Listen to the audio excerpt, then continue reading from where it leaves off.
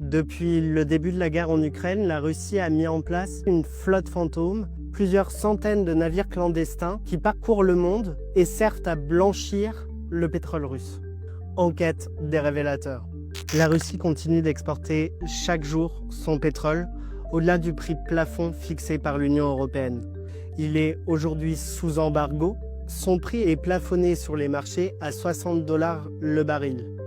Pourtant, la Russie continue d'exporter son pétrole à des prix supérieurs à cette limite autorisée. Elle a mis en place, à coût de plusieurs milliards d'euros, une flotte fantôme. On l'a cartographiée, on a dénombré les navires, ils sont en réalité plusieurs centaines, 673, et ils parcourent toutes les mers du globe. Souvent vétustes, ils sont âgés de 15 à 20 ans en moyenne, voire plus, et ils sont bien souvent détenus par des sociétés écrans basées dans des pays comme Dubaï, qui servent à cacher le bénéficiaire effectif, Moscou.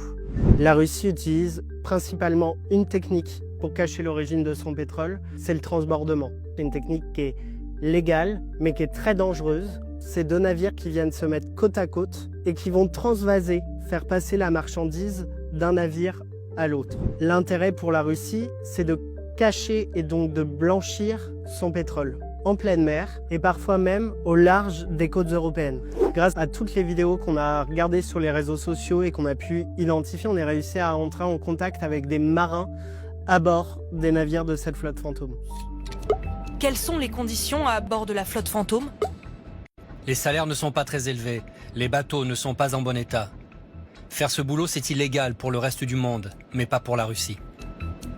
En cartographiant les 673 navires qui composent la flotte fantôme, on a réussi à retracer les deux routes principales. Ces routes, elles partent notamment des ports de la mer Baltique ou de la mer Noire. Et ces deux routes convergent en réalité vers une seule et même destination, l'Inde.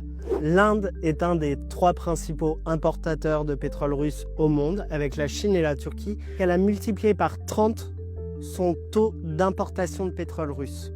Pour l'Inde, c'est simple, c'est intéressant d'acheter du pétrole russe car il reste moins cher que le pétrole extrait dans les pays du Golfe. Et pour la Russie, c'est intéressant car ça lui permet de continuer à vendre son pétrole plus cher que la limite autorisée et de bénéficier ainsi de 800 milliards d'euros de revenus.